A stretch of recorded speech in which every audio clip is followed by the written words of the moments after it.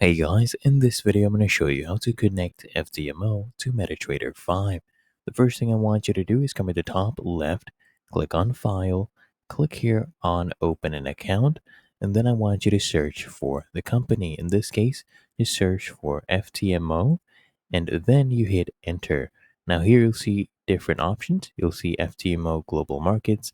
Right here, I want you to click on that, click on Next, and then it will ask you to log in. So connect it with an existing trade account. I'll click here. It'll ask you for the login. Now for that, what I want you to do is go to FTMO, and then I want you to go ahead and make sure the platform says MT5 in your account. Copy the login. I want you to paste the login right here, and then we'll copy and paste the password.